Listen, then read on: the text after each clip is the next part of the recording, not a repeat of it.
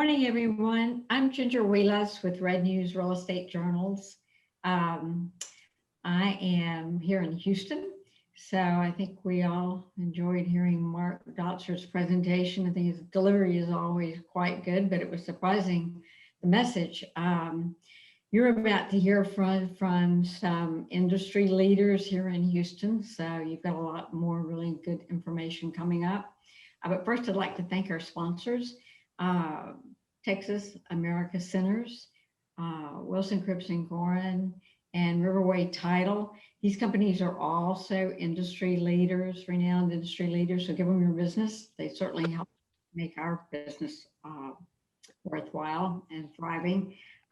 Reed Wilson, Chairman, Wilson Cripps and Gorin will be our MC today. So I'm going to turn it over to Reed. Thanks, Ginger. Happy New Year to everyone. I mean, good riddance to 2020. What a stinker that one was. But it's really great to hear my good friend Mark Dotzer tell us about what's happening. And I haven't heard Mark this positive in a while. I think he's recognizing out there that the data supports the real estate industry is a fundamental pillar of investment in America. And hearing about his forecast of pent-up consumer demand, we all know that really pushes our retail, pushes travel, and the idea that the smart people on the East and West Coast are raising billions of dollars to invest in real estate. I mean, that's very comforting. We kind of have a hangover right now from last year, and there's some unfortunate things that happened. There's some unfortunate things that happened yesterday, but there's a lot of green shoots in the real estate business. Our law firm is 100% real estate. We're all real estate all the time. And our 20 real estate lawyers are busy. And our clients are not letting the COVID and the economy keep them down. And I hope that's what's happening with your business as well. I think 2021 is going to be a year of renewal and renaissance, and I'm really looking forward to it. I think there's a lot of fundamental changes in the real estate business that are being propelled forward a little bit faster because of the COVID. We know that a lot of jobs are going to be eliminated just because of efficiency and technology. We know that the impact of the internet economy is being accelerated. I mean, how many people made the leap to buying your groceries online? I mean, 10 years ago that was available. People just wouldn't make the move, but they've done it now, and it's comfortable to them. So that's going to be a big change. And as Mark Dotzer was saying earlier, people are deciding where do they want to work? Do they want to work from home? And what kind of space do they want to be in? Do they want to have fewer people in an office, but they want to have bigger offices and more area within the office and better air circulation? So there's some significant impacts out there. So now we're going to have two panels. And the first panel is going to talk about our renewal and what's going to happen in 2021. And that panel is going to be chaired by John Hammond, my good friend and head of probably the top commercial title company, closing the biggest deals, the most deals, Riverway Title. And on his panel, he's got Bob Cromwell, and Bob's name is everywhere. I think his name is out on more signs than anybody around. I'm wondering what he does and if he sleeps at night. He's going to talk about the office side. Josh Friedlander is with NewQuest, and he's in the retail side, and retail's in his family blood. And then we have Pat Duffy from Colliers, and Pat knows everything about anything in real estate. Just ask him. So we've got some real experts out there, and I'm going to turn it over to John Hammond for the next 50 minutes.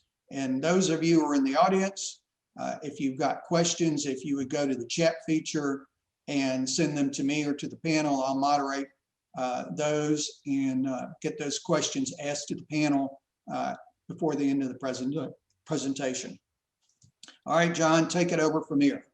Thanks so much, Reed.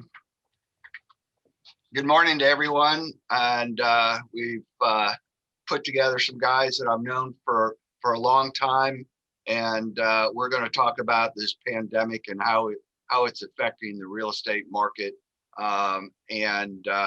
Let's just start it off with basically the big thing out there is office, Bob.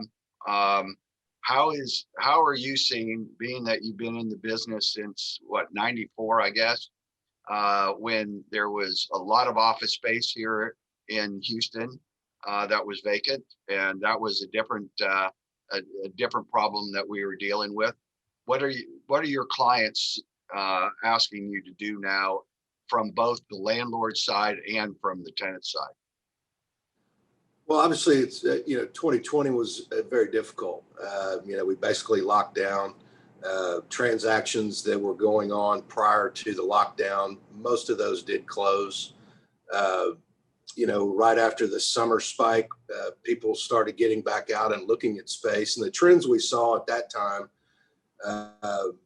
is that we were seeing an uptick in suburban tours, especially out west. And when asked during the tours, where are you now? We're downtown. Well, you're looking out here, is it a concern over being in a high rise? And 9 times out of 10, it was the commute. The work from home experiment, people got an hour to an hour and a half back in their day every day. And so that's been an interesting trend to see. I don't think, big employers are going to empty out of downtown, but I think the smaller entrepreneurial firms where most of their people live in the suburbs are going to look to shift out of downtown. The other trend is that most tenants are contracting somewhere from 10 to 50% of their space. They're saying, I'm in 15,000 a day. I think I need 10. And again, they think they need 10. No one has really ever, I don't think anybody's figured out flex work yet, remote work. We're all doing it to some extent, but what's the long-term impact to their office? For those tenants, I know one that, they basically bitch. So right now they're having to shift, Monday, Tuesdays, Wednesday, Thursdays because of the configuration of their space. And so that'll have to be corrected. We did a record number of 1-year extensions last year, which the landlords were very accommodating. They were locked up at home too. So, there was obviously some understanding from the landlords that, let's move this, let's get past this pandemic. I think most of us were hopeful that we'd kind of start this year, with a bang. Unfortunately, with the numbers we have today, the rollbacks that happened yesterday, we're not out of this yet. So I'm not anticipating a large uptick in people getting out and looking at space, but at the same time, there's a number of expirations coming up. I don't know how tolerant landlords are going to be, come June or July when a tenant says, I want to do a 1-year extension again. So, the lenders are starting to apply pressure. And so those are kind of some of the immediate things that we're seeing. The smaller entrepreneurial, privately held companies, most of them to some extent got back to work this summer. It's been interesting to see the larger employers that have kept their people at home. Many had plans to come back here at the beginning of the year, which based on the numbers they haven't. Their concern is number one is safety. And I probably haven't seen, one company or 2 companies have the same plan of bringing their people back. And so everybody, there's no playbook on how to do this. And so everybody is putting safety first, which is certainly understandable. I'm a believer that we all had an office this time last year for a reason: collaboration, retention, recruiting, and you simply can't do that in a remote environment. But I do believe going forward, there's going to be some balance between those two. There is a lot of vacant space out there. We've been through these energy corrections in Houston, and we typically come out stronger, and we just had a pandemic on top of it. So Houston, I think, is, we're going to due to these numbers and people not getting back to work, I think, we're going to have a tough first quarter, second quarter. But I think when the vaccine takes hold and people get back to work, I think we're going to see people get back into their office and figure out their real estate. Get your people back safe, and then let me figure out my real estate. So I do think there's going to be pent-up demand, as Dr. Dotzer mentioned in his talk. Unfortunately, I just don't see it happening here in the first quarter. So it's a good time to be a tenant right now. It is. Yes. Thanks. Pat, with Colliers being real deep as far as on the industrial side, both from the tenant and the landlord side, what are you seeing at Colliers on the industrial? Well, COVID had bifurcated impact on the industrial market. And I don't think there's any argument in the country that industrial held up better during this past year than any other sector did, largely because of how we went about dealing with delivering goods and services in an environment where you can't go to the store. The online retailing and general distribution needs of trying to deliver both food and normal goods, clothing, et cetera, that you would have gone to a store for perhaps pre-COVID. You weren't able to do that. And I think that the Amazons of this world stepped up in a big way, and HEB and the others, figuring out how to fix the supply chain for a new environment. The impact on industrial, obviously, is you need a lot more distribution space. And I'd like to go a little deeper into that in a minute. The flip side of that, especially in Houston, is that a lot of our industrial space is obviously dedicated to supporting the upstream oil and gas industry, which got absolutely clobbered by the decrease in oil and gas demand globally. We went from a demand side of about 100 million barrels a day globally down to 85 million at the bottom of the market. And in April, we saw oil trading at a negative $40 a barrel. You literally had to pay people to come get your oil. Rig counts, which are normally in the 1,500 to 1,600 active rigs in US and Canada, dropped down to 280 rigs. And a lot of that work, a lot of that manufacturing is done here. So if you're not drilling new wells, you don't need drill bits, you don't need pipe. So we saw both.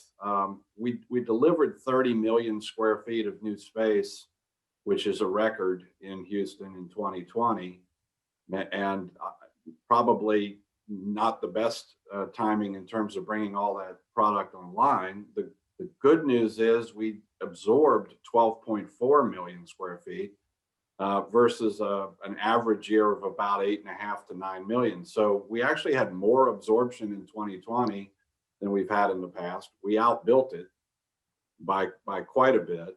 So vacancy went from just under 6% about a year and a half ago. We're now at almost 9%. But again, it's a bifurcated market. 17 parks got 87% of that absorption. So of the 12.4 million feet we absorbed, 17 properties got 10.8 million of that. And the other 675 million square feet of space we have scattered around Houston only absorbed about 1.5 million feet. So it's the tale of two markets. Big box distribution, great year. More large deal. We completed more deals over 100,000 square feet this year than we ever have. And we had two that were over 600,000 square feet. So it takes big hunks out of the market. These are either expansions or net new users to the market, concentrated on the retail side, Amazon, and third-party logistics companies. That'll probably continue as this lockdown continues, but also as a fundamental shift in how our supply chains are going to work happen. One of the things, I think the big lesson from 2020 for most supply chain related companies is we've been focused on efficiency for the last 15, 20 years. And that meant shifting a lot of our manufacturing to China And now we've learned that we need both efficiency and a robust supply chain. We need redundancy. And a lot of that manufacturing is going to be brought back onshore where we're not so dependent on one particular market. That bodes well for the manufacturing and assembly production in our market. And I think the bigger news is oil and gas is predicted to be much more balanced with supply behind demand through the end of 21, which should stabilize the oil field services guys and start increasing rig counts. Oil's back to about $50 a barrel. And I don't see anything that would suggest that rig counts won't start going up and all the support services that go with that. At worst, will stabilize, and at best, we'll see some expansion. Yeah. It's amazing what has happened in that space, especially you go on I-10 and you see those huge buildings, industrial warehouses being built. It's just amazing. It really is. Josh, as being at NewQuest and being a leader of retail, what's going on the retail side? What are you seeing? Hey, John. Well, in March of 2020, it was pretty scary. Obviously we've never seen anything quite like this before. Nobody was leaving their house. Nobody was shopping. It was, pretty startling for landlords and for tenants. All the deals we were working on at the time came to a sudden halt. And really, I think everyone was expecting a pretty bad year in 2020. And the second quarter, it was pretty bad. But I believe that in the third and fourth quarters of last year, it was surprisingly better than I expected. I think as people learn more about obviously COVID and the age groups and demographics, and if you're of certain health types, you're at less risk, and more and more people got more comfortable and started shopping and going out and eating at restaurants again, and it picked up some. And by the fourth quarter, honestly, I saw as many leases being negotiated as I would in a typical year. I do think it really just depends on what type of property you have and also what type of tenant you are. It really has impacted a lot of people differently. On the tenant side, I feel like you either really got punched in the gut by COVID, or you're doing as good as you've done before or even better. It really just depends on the industry. For example, a lot of the hair salons, the nail salons, the full service restaurants, the bars, they really got hit hard this year, and really feel bad for some of those operators. On the flip side, certain businesses were very fortunate this year. Obviously the grocery stores, the pet supply stores, the liquor stores with the bars being closed, the fast food restaurants with drive-throughs because people were scared to go inside places. And so a lot of tenants, the sporting goods supplies too, or some of the game places, because people were stuck at home with nothing to do. And so what you're seeing is these businesses that were doing really well, they're expanding like normal, even more so. And then the ones that really were having a tough time of it, I think they're going to see a slower recovery. They'll gradually start coming back in 21. And on the landlord side, I think if you've got a really good situated property on San Philby and Post Oak, or in the heart of the inner loop, or in a suburb that is experiencing tremendous growth right now, I think leasing activity is good. But if you've got more of a B and C property, you had some challenges this year. How are you seeing the effect on these large restaurants that are 20% full, you go in there and you go, how are they making it, and how long can they sustain this, you know, the low number of people coming in? Sure. I mean, in the restaurant industry, what you're seeing, again, it's three different categories: fast food, fast casual, and the full service sit down. On the fast food, like I said, they're doing okay. They've got a drive-through. On the fast casual, what we've seen, it really just depends on how you've adapted to the internet and the apps that you can use these days, and the curbside pickup format.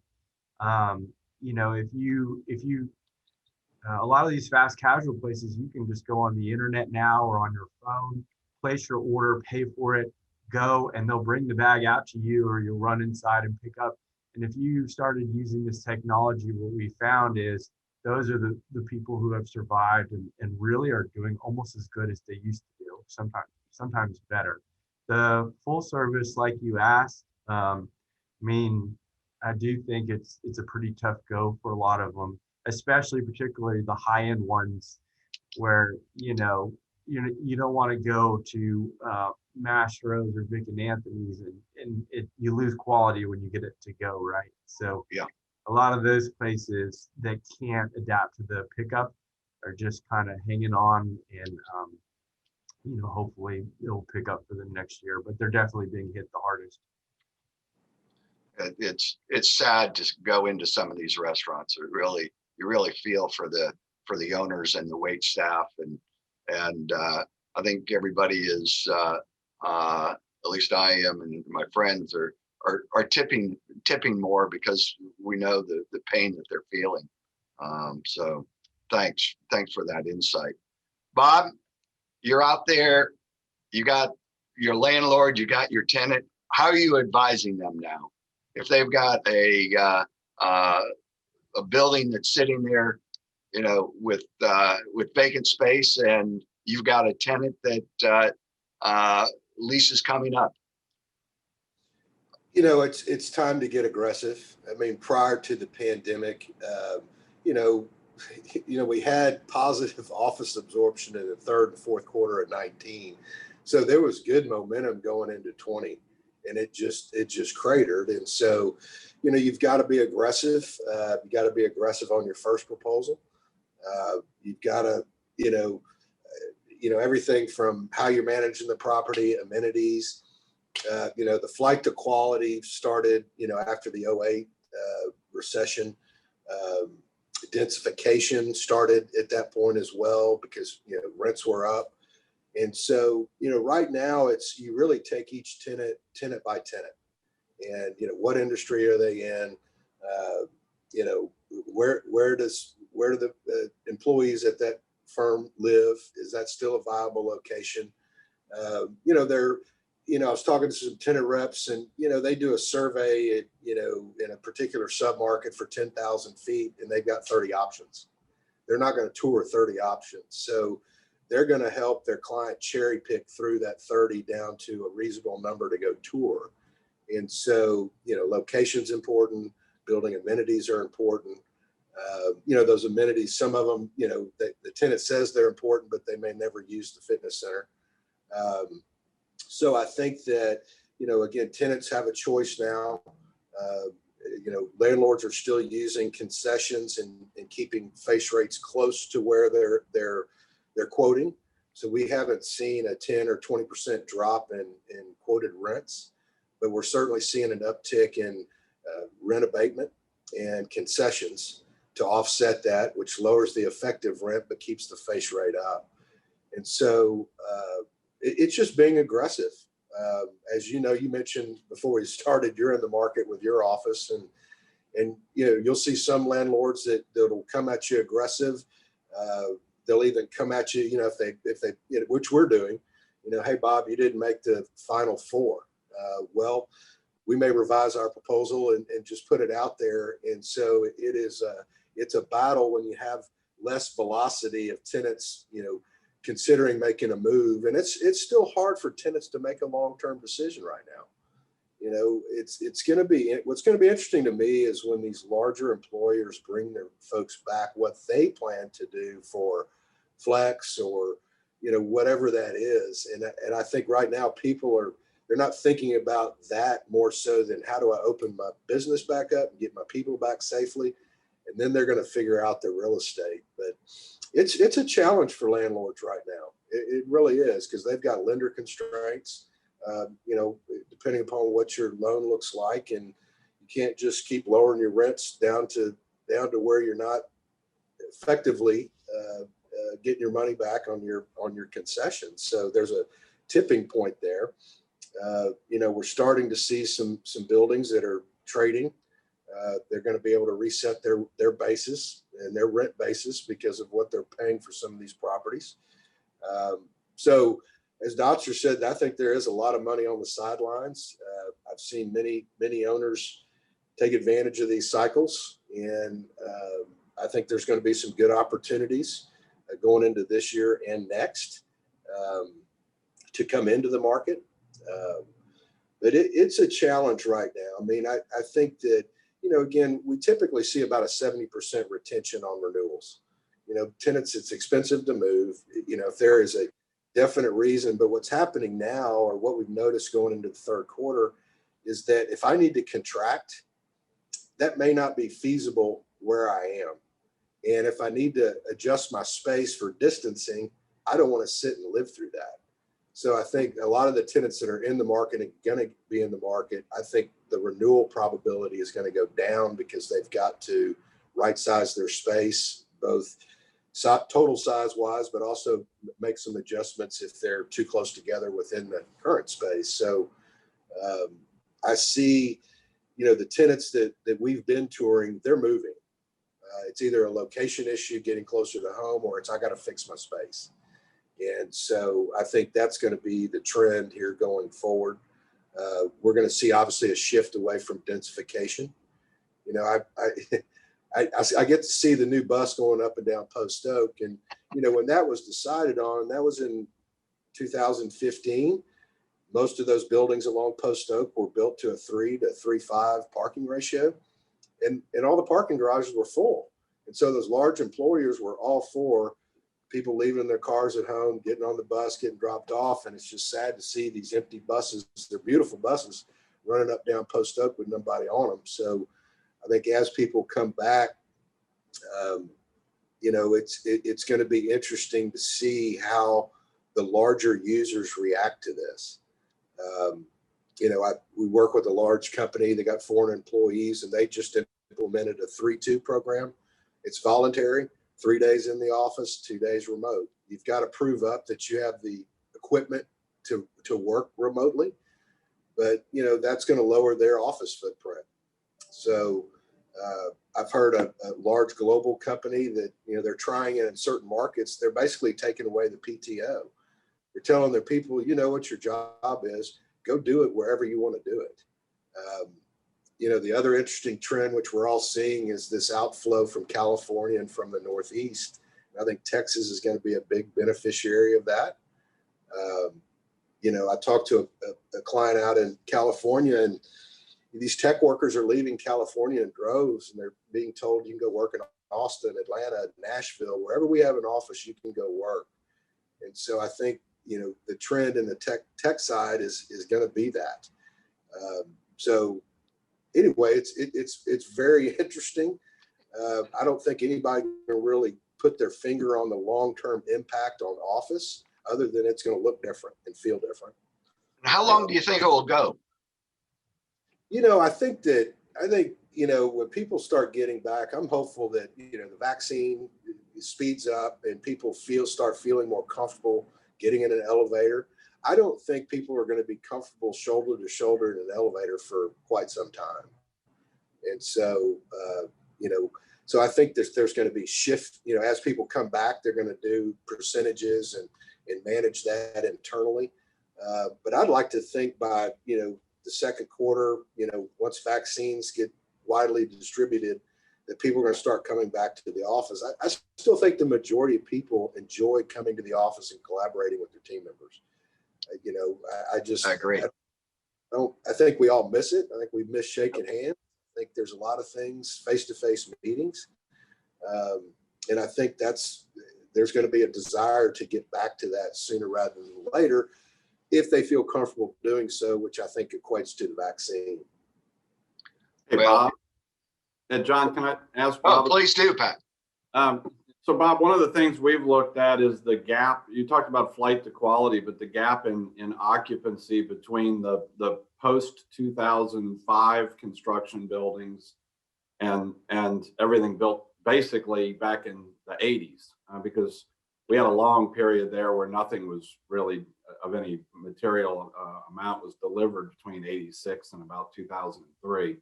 But you know, we've noticed there's a huge gap in terms of the performance of those pre-2000, call it 3 buildings, and the post-2003 buildings. You want to maybe expand on that a little bit? I mean, there's no doubt. I mean, I think the Bank of America Tower with Skanska, you know, is proof of that. I think, you know, the new Heinz building is going to do just fine. Unfortunately, they're just going to be taking tenants from those older generation buildings that have an awkward floor plate. You know, it seems that, you know, the bigger users today want the rectangle, the floor to ceiling glass, you know, quality air systems. And again, Houston in relation to the East Coast, West Coast, we're very affordable. And to be in a top tier building at $50, $55 a foot compared to East Coast, West Coast, especially a global company, they look at Houston, where basically you can get the best building for less rent than in your coastal market. So I don't see that changing. I think we're going to see very few starts. I think there'll be one downtown that has a pre-lease that I'm hearing about, but I don't think you're going to see anything start in the Galleria or in western or northern submarkets unless there is a large pre-lease. And so, but I have seen a number of buildings, which we've all seen, that have renovated and added those amenities, tenant lounges, conferencing centers, fitness centers, and I think they will compete well. But there's no doubt that there is a huge gap there between the newer generations and the older generations, and the ones that, you know, are a little older, the owners have to keep up with them. I think there's always going to be demand. There's always tenants out there that, you know, aren't going to be in that top tier building. And so there's but they're going to look at that second generation building or the older generation buildings to go, you know, do they have security? You know, are my employees going to be safe, and check those boxes? But there's certainly some obsolescence is starting to happen in certain submarkets where, you know, and again, we have a market where, in like a DC, they'll take an office building, convert it to storage. Well, that's just not going to convert it to residential. And I just don't see that happening in Houston with, you know, no zoning, et cetera. So something's going to have to be figured out for some of these older buildings with there's very little demand for them. Pat, how's Colliers dealing with advising their clients? What is different now than say pre-COVID? Well, I think on There's the a lot. I'm sorry.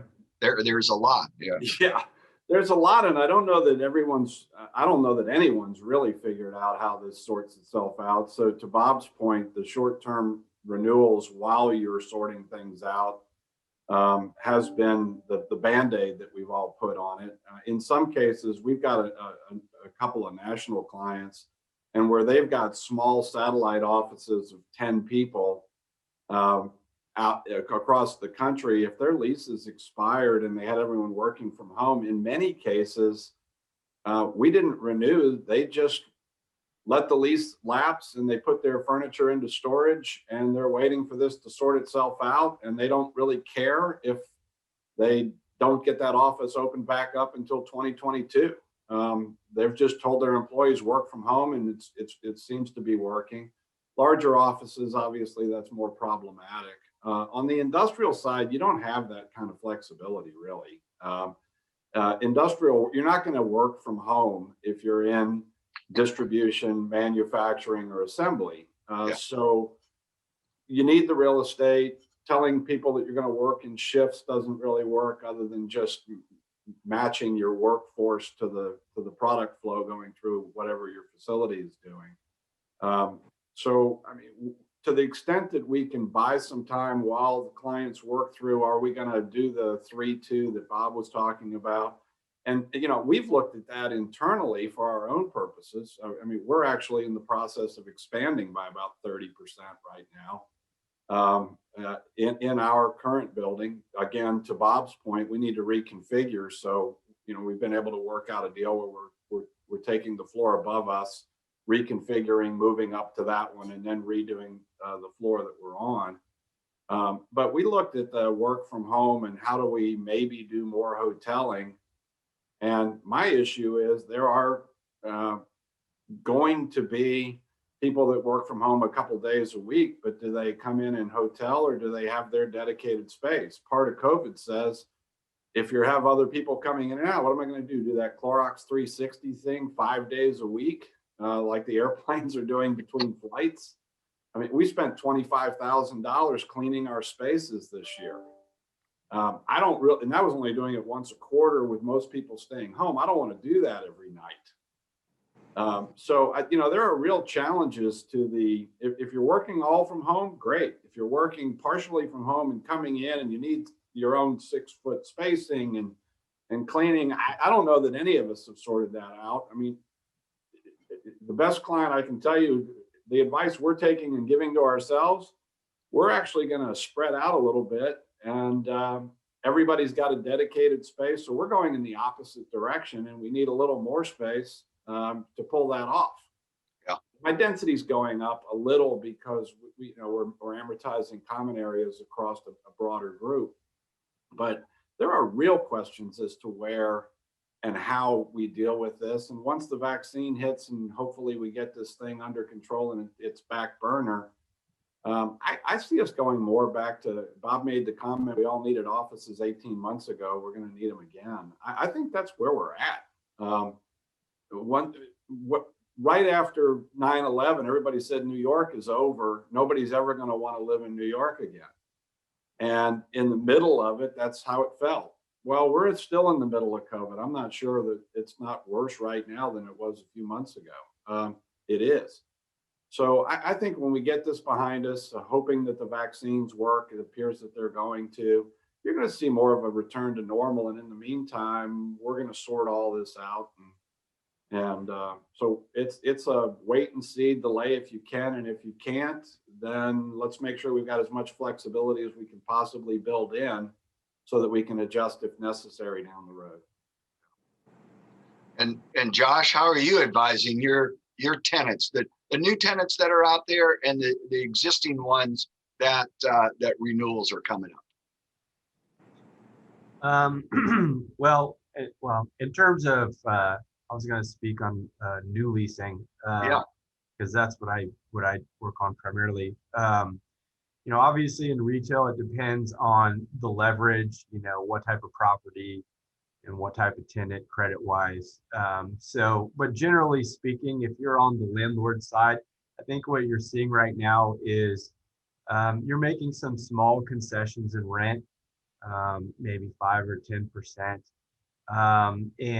Honestly, as a broker who represents landlords, it's actually kind of nice because they're not messing with the tenants on the non-economic clauses of the leases so much. You know, they just want to get deals done and things that they normally would negotiate heavily. They're kind of letting go on a few of those clauses.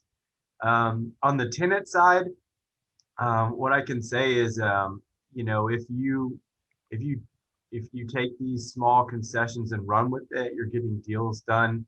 Obviously, you're seeing tenants come in that you know, are trying to take advantage of the situations and make, in my opinion, crazy offers of half of what the rent used to be. And you know, I wouldn't advise that if I was advising a tenant, because you know, we're still making deals in retail, and you're just going to be stuck without a home if you're trying to do that. Yeah. No. Well, as everybody jump in on this, if you would, you know, our crystal ball that we don't have, but what's going to be the big storyline for 2021 in in commercial real estate.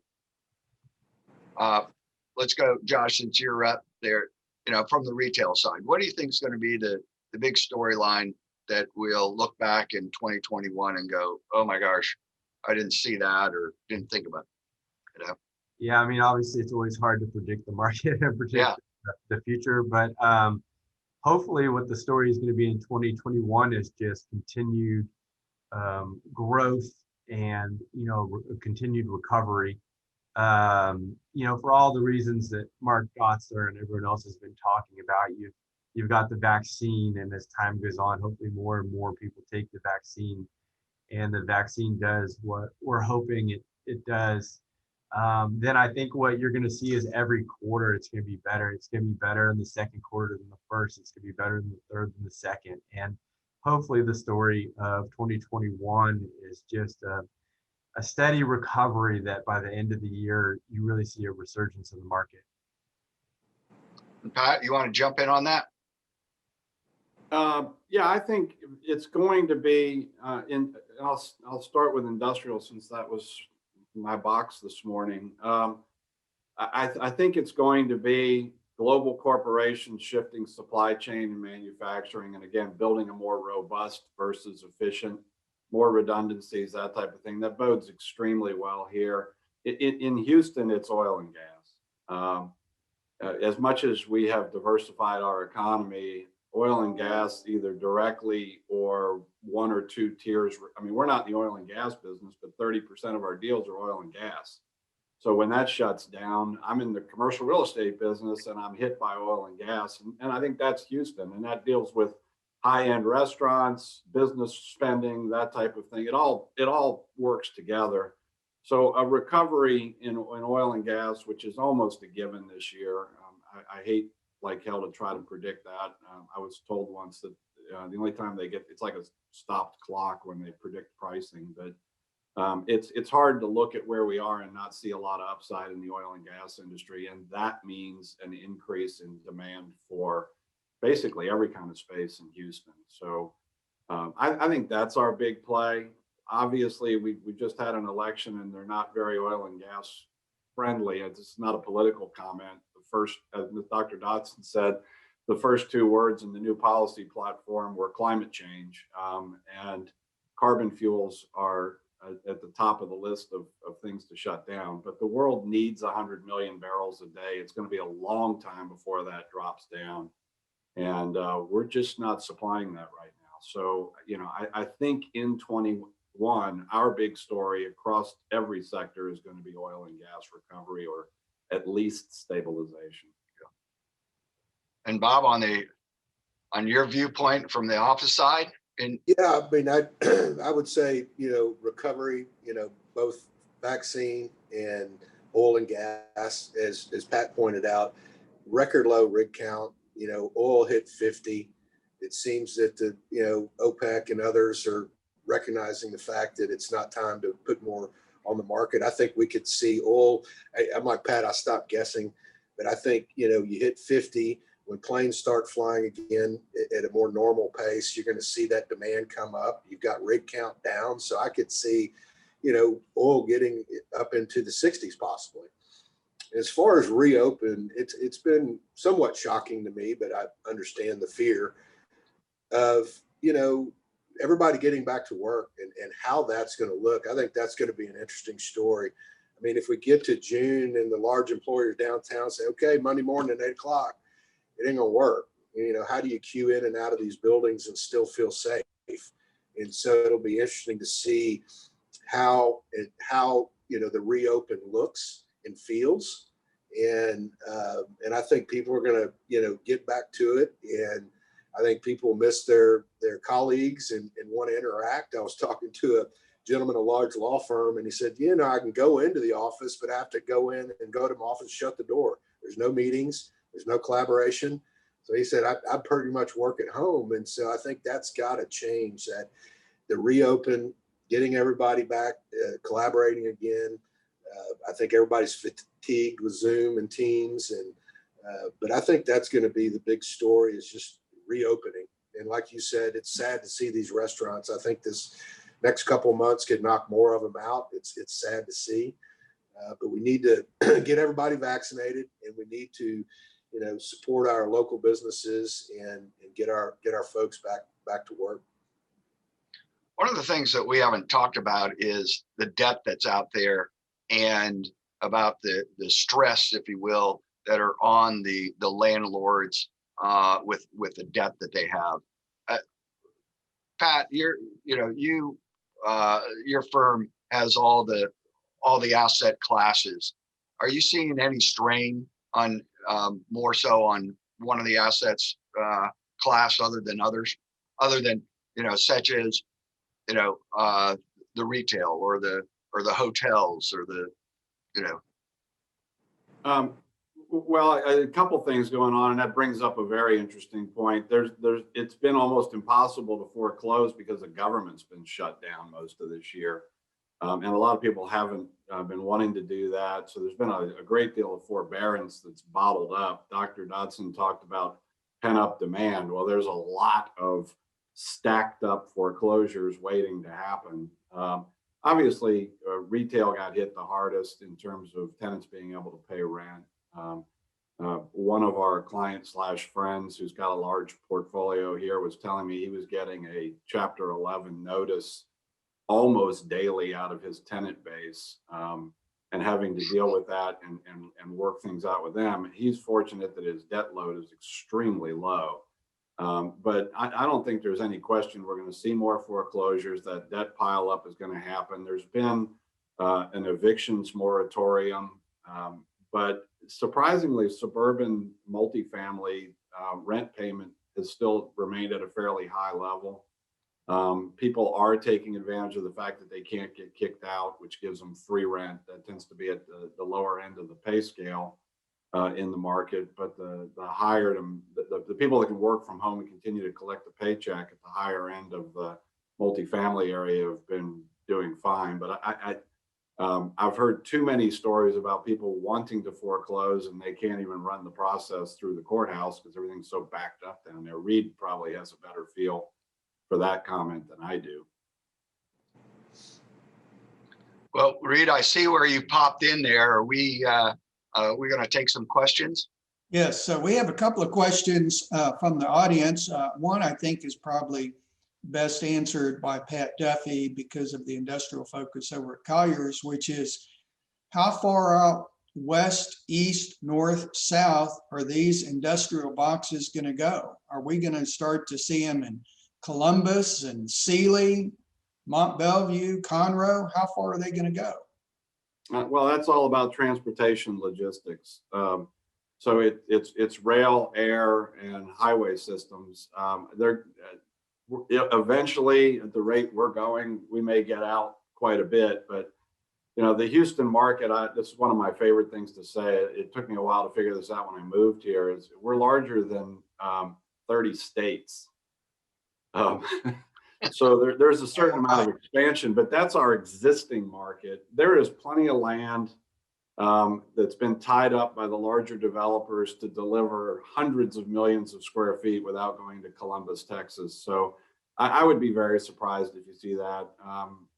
We can build millions and millions of square feet, another 30 or 40 million square feet, just on the dirt that's ready to go in Houston. So there will be expansion, but that's when you're talking about industrial, it's about receiving and shipping your components or whatever else is going in. So, the port tends to drive a lot of that. The airports drive a lot of that. The rail systems drive a lot of that. We're not laying new rail.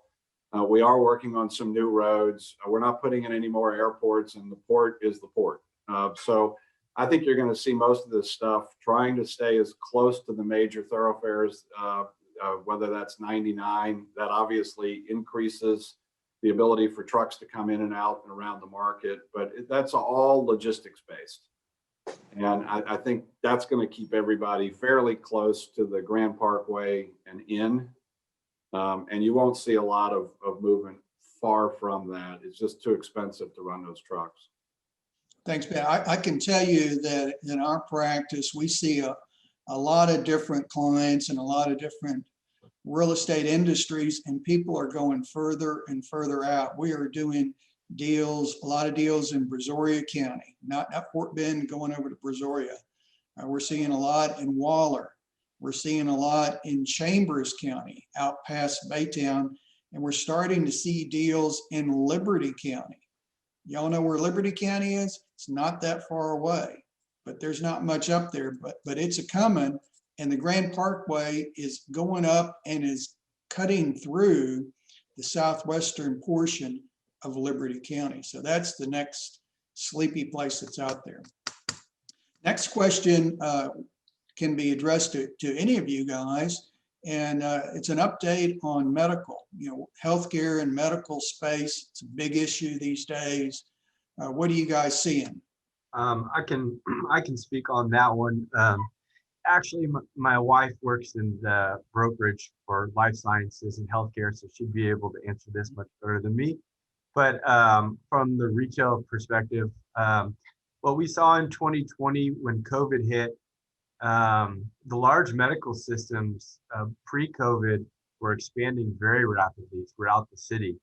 And, unfortunately what happened with COVID is they had to take the resources that they were using for expansion and set them aside for the hospitals, for mask and hand sanitizer and stuff to prepare with COVID. And so the last 6 months they've stopped expanding, but I expect once we have a handle on COVID, they're gonna expand rapidly throughout the city. And in terms of the smaller medical, I think that the ERs, the urgent cares, I believe they're doing really well right now. With all the testing and the vaccine, they're getting, I don't know how much money they make on those, probably a little bit, but they're getting a lot of traffic, a lot of exposure. I would look for more expansion there. And even like dentists and optometrists, I've recently done some leases with them where they were on hold for 6 months, but are starting to come back some. I'll jump in, Reed. Some of this is going to follow population growth and new subdivisions. I mean, we see Med Center West, we see Med Center North, up in the Woodlands in that area. There's been a fairly large expansion prior to the COVID thing. I think there's the pent-up demand that Josh was just talking about. They stopped expanding. But the hospital systems have been under an enormous amount of strain. Elective surgeries in the areas where they make most of their money were shut down.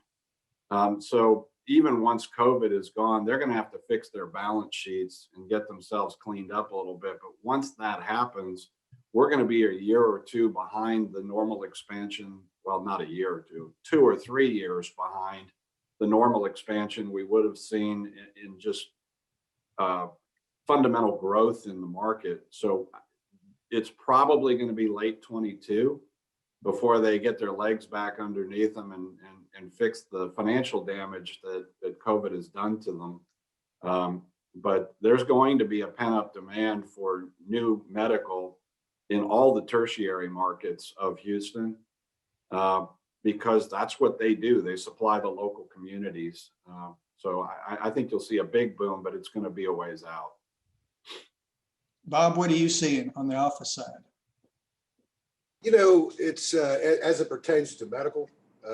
Medical. It's my wife's in the medical field as well, and she saw what happened with these big hospitals as they were shut down.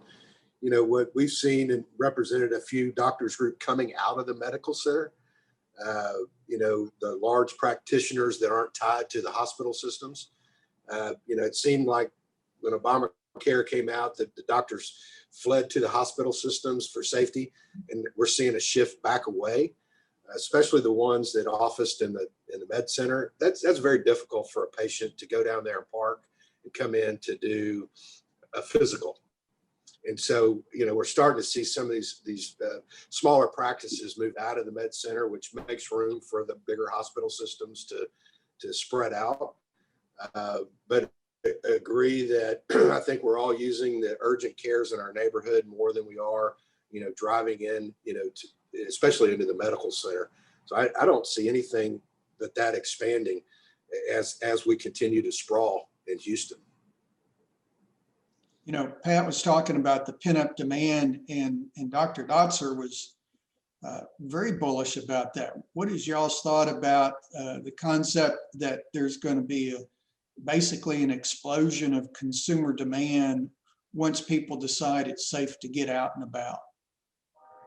I mean, I think you definitely see that in retail. I mean, everyone's home, bored, dreaming about where they want to go on vacation when this is over, and, you know, wanting to hit up, you know, sporting events, movie theaters, restaurants, fine dining, all that. So, and then, you know, also you combine that with another, you know, stimulus that was just passed. You know, all these people are about to get $600.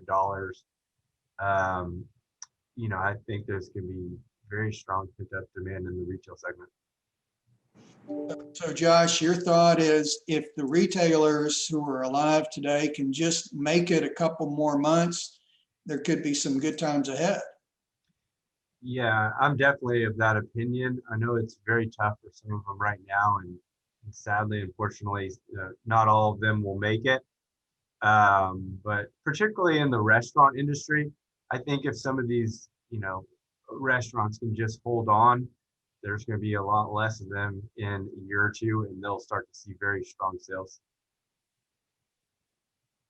Anybody else have any comments about that pent-up demand idea? You know, on the office side, I think there's going to be pent-up demand because when they get back to the office, they're going to have to fix it. If you know, it's kind of like Pat said, well, we're taking a little more space. And so let's say you're a tenant and you need to fix your space and you've got 3 years left. And I think landlords are going to be willing to say, okay, let's fix your space now versus, hey, you just sit there and we'll do that. We'll talk to you in 2.5 years. They're going to leave that building. And so I think that there's going to be some pent-up demand there as people get back to the office and make adjustments that are needed in the near term. So I think that will create, early renewals, early expansions, et cetera, maybe early contractions if you give the landlord enough term to justify taking you from 20,000 to 12,000 or whatever it may be. So I just think that, there's going to be some of that as these people get back into the office.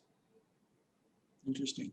We just had a question about all the big box vacancies. What's going to happen to all these big boxes and the junior anchor spaces? What's the future for that kind of retail space? Again, I think it just depends where you're located. If you're in a high growth market or a pretty strong power center with Target, we're seeing boxes go out, but a lot of other boxes come in. If you are, not in as good of a location, I'm seeing, we're seeing a lot of boxes come back, and I do think that that's going to take several years for some of them to fill up. Retail's ever evolving and ever changing, and may not be the same uses that you're used to seeing in those boxes. You're seeing a lot of trampoline park or kid entertainment type uses, or as Pat mentioned, in 2022, when medical comes back, you may see a lot of medical users start going into those pets for boxes. Yeah, Reed, the issue in big box has been going on now pre-COVID. As we've gone omni-channel and more internet, the department stores being the best example of weakness. Sears, Penny's, what I like to call needless markup, Neiman Marcus, those types of players, they've all been hit fairly hard because I can get a lot of those goods and services over the internet. And that was a trend that was occurring. COVID probably sped that up by 10 years. So those types of retailers are in major jeopardy. And I don't know how you backfill some of them. The people like TJ Maxx, Marshalls, where it's more of an opportunistic treasure hunt, they're doing great in this environment because it's just more fun to go into a store and see what you can find than it is to go surf the internet and see what's popping up. But of all of the areas that I think COVID has probably accelerated a problem that was already in place, it is big box retail. there just aren't that many people out there that are looking for the, call it 40 to 80,000 square foot box with a lot of SKUs and a lot of inventory, when they can reduce their inventory, and instead of going into Academy Sports and seeing 9,000 different baseball bats that you could select from, they might have a much smaller inventory. But if you're looking for something specific, you can order it at a kiosk and it'll be at your house that afternoon or the next morning. So it's going to cause a continued consolidation in the big box, and the backfills are going to be the alternative uses that Josh was talking about. It's not going to be retail as normal. I will say one thing on the big boxes, you know, they're adapting just like everyone else. You know, everyone probably just did their holiday shopping and Christmas shopping. I went to Best Buy, Academy. I mean, you can place your orders on the internet with them, go into a parking stall, text a number, and they bring your item to you. So again, with the big box retailers, if they are learning to utilize social media and the internet and get up with the times, then they're having success right now. Well, I think that we've appreciated this panel and what y'all have had to say, John, Bob, Pat, Josh, and we're going to let you guys go make some money, go answer the phones, go take care of some of those tenants. And we're going to move to our next panel on development and investment. So if Scott and Stuart and Corey would click on, unmute yourself. And Thank you, guys. Enjoyed it. Thanks, Reed. All right, let's see. There's Stuart, great. Corey. Scott, can you unmute yourself? And all right, Scott. Let's see if I can- Well, survive. What? All right. Looks like we're gonna have to get John muted. Let's see if I can. All right. So we're going to move on to our next panel. Our next panel is about investment and development. You know, let's assume that recovery is coming. So what are we going to invest in? What are we going to develop? We've got a great panel of people from across Texas to talk to you about it.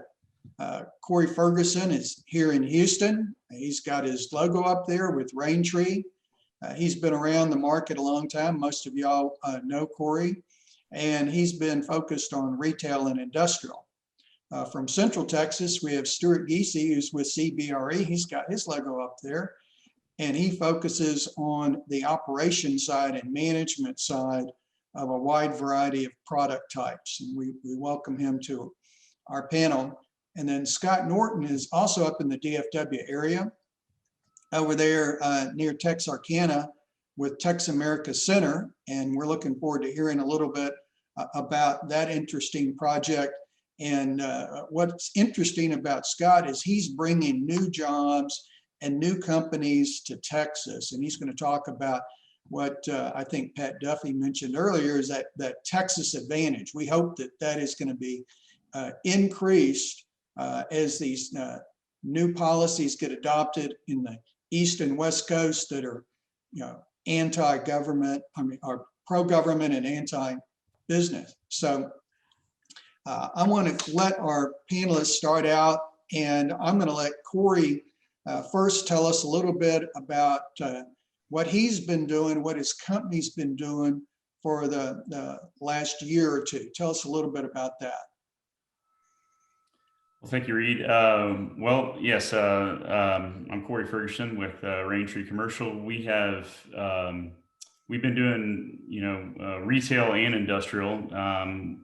I guess I'll start with the retail side of things. I mean, we've seen obviously the restaurants obviously take a pretty big hit. We had done some of those deals even farther out west toward District West. We've had to obviously delay some of those items, but it's still a hot growth area out towards Cinco Ranch and West Park Toll Road and Grand Parkway. But we've actually had interest over there from even the residential side. So building up rooftops and even preparing for something out in 21, 22.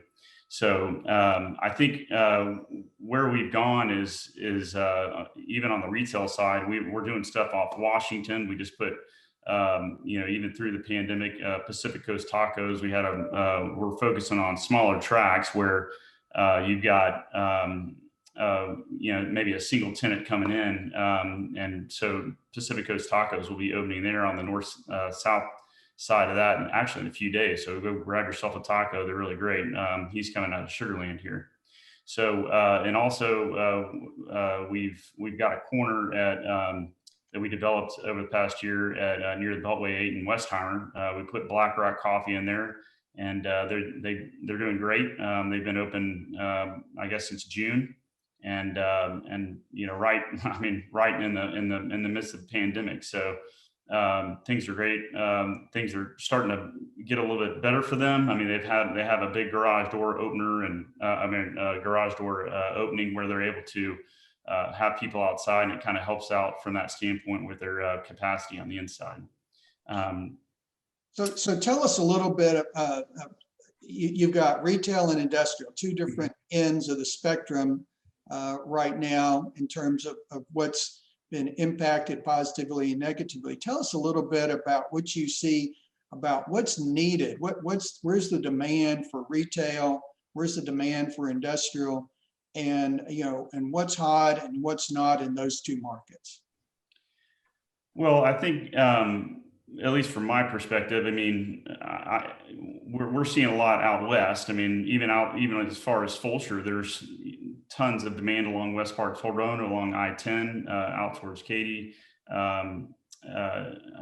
We recently purchased some stuff up by the airport near IH, focusing on some hard corners and 4 to 5 acre tracts. I think that there's certainly different pockets in Houston, and it depends on really the demographics in those pockets, and really you're just following growth.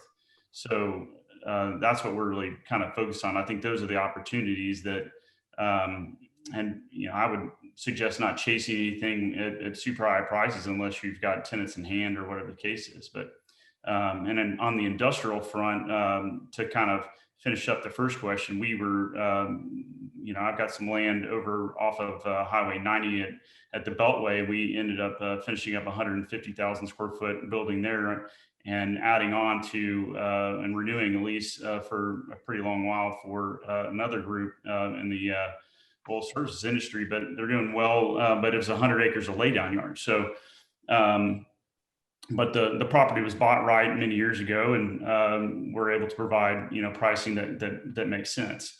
So, and I think some of those opportunities, I think it said in the last set of panels was basically, I think from Patrick Duffy basically said that you've got obviously the airports and the port and transportation, and millions of feet can be built along those areas, but there are some other opportunities in those areas if you find yourself in those along in the port or at the airport, or even farther out west between the cities of San Antonio, Austin, Dallas, wherever the case is. There are great opportunities in those areas as long as the pricing's right. Mm-hmm. So when we were preparing, you were talking a little bit about demographics, and the demographics being really the key, and that's sort of real estate 101. Is that what you're seeing? Is it's just a lot of the real estate demand is based upon the demographics in your particular market? I would definitely say that for retail side of things, although at this point in time, obviously with the rollout of the vaccine and, there's going to be, the big box stuff has obviously slowed down or taken a little bit of a break here as far as the development side. Obviously, if you were started, you're kind of trying to move forward and get that done. But I think, as stated in some of the other panels, there is some pent-up demand, I believe, and it may not be first or second quarter, maybe third and fourth. We're going to start to see some pickup. And as far as the industrial side of things, demographically, that it really doesn't matter. It's more about the transportation. You've got utilities, things like that are going to be driving that. Ingress and egress is really who you're doing business with is really what's going to be driving that. Thanks, Corey. So Stuart, let's talk a little bit about management and operations. Why don't you tell us a little bit about what you do and what CBRE is doing? And then I have a couple of questions to you about how you've been managing through the pandemic. Sure. Thank you for having me, Reed. Just want to give a little caveat up front. I'm not affiliated with our global investors arm. This is an investment panel, but I am over our property management operations for Austin, San Antonio, and El Paso. I also reached out at your request, Reed, to my counterpart for Dallas, Fort Worth.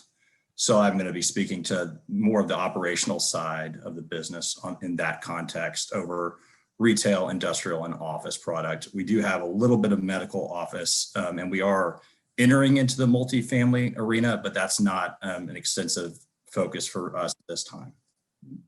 So tell us a little bit about what your experience has been in the rent deferment and abatement. We heard a little bit from Bob Cromwell at Moody Rambin in the prior panel, but what's your experience been? And when we hear about deferral, that means you're going to have to pay. But when you hear of abatement, that means you're getting off the hook. I'd be interested what your practice has been, what you've seen is happening out there in the marketplace. Sure. So I think that some of the earlier panelists, in addition to Bob, were just referencing that there's been very limited concessions, but I think the really savvy landlords have been decoupling the OPEX, parking, all the different charges so that they can have more levers to pull in those conversations. And it's definitely been much heavier on the abatement side. We've seen operating expenses relatively in half, for office product, and that's not a product of limiting services. Our ownership groups have maintained the full service offering, maybe minus some of the amenity suites that are per local ordinance. We needed to curtail locker rooms, workout facilities, but otherwise the buildings have been completely open, and the onus has been on the tenants to decide how they're going to curtail or limit their operations per the pandemic regulations. So, but even with that, the utility side and on the landlord side, what we've seen is that the parking revenue has been, that's been a lot of times that can be a windfall for our ownerships, but that's been pretty limited. But as far as those concessions, it's been light, and the savvy owners have been decoupling just to give them more levers to pull, really heavy on the deferment side, not really on the abatement side. It's in conjunction with maybe a blend and extend or something, bigger picture, but otherwise it's been pretty practical and limited. Do you feel like landlords are being aggressive to keep their tenants and help their tenants through this problem?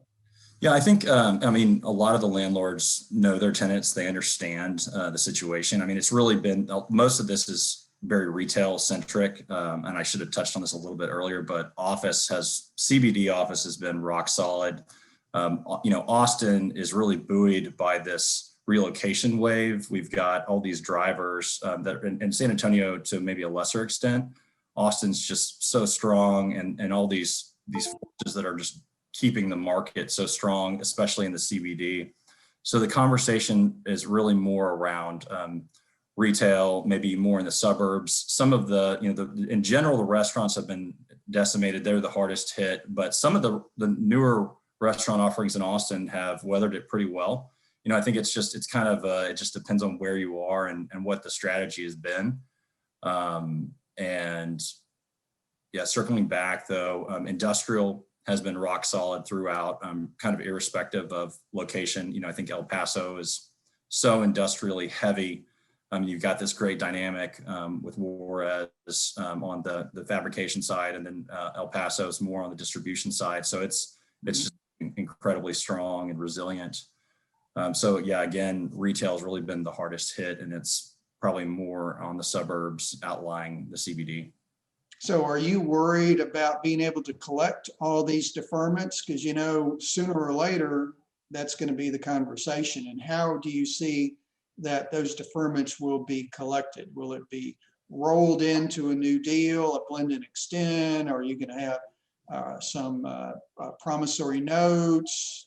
How are you going to handle it when the tenant's getting to the end of their lease term and you're thinking, well, they're not even going to be my tenant. How am I going to collect it? Have you had to address any of those issues? Yeah, I think it's a lot of these macro considerations. One of the earlier panelists just alluded to how the first quarter is going to be very similar to Q4 of 20. But I think we're going to see a kind of a thawing and improvements, each quarter. And so it's going to kind of be contingent upon that context, like in a very broad sense, what the conversation, how willing are landlords going to be to get creative and push things out. So, I think it'll be case by case, and it'll really depend on how the larger conditions are. Talk a little bit about what the actual occupancies are these days. What's the occupancy in your office buildings? We know about people paying rent, but who's in the office space? Who's in your downtown? Who's in your suburban offices? What's occupancy look like? Yeah, so it's as far as occupancy, it's been really strong in the CBDs as far as office goes, but as far as employees actually showing up, if that's what you mean. Yeah, so there's been a few of the national security providers that have done, they've aggregated the data from their access card systems. And so we have kind of broad brush illustrations of where they're trending. And so I think for CBD office, it's around 30% currently for Austin. I think it's probably not far off in San Antonio. El Paso is so industrial heavy. I mean, it's been, I think, business as usual in a lot of ways with the safety parameters in place. And I think at the worst of it, back in probably April, May, June, we were seeing stuff closer to 10%. Now there's been outliers, like some of the smaller tenant shops. Like, so if you only had 10 employees, you weren't subject to the same restrictions as the larger tenants.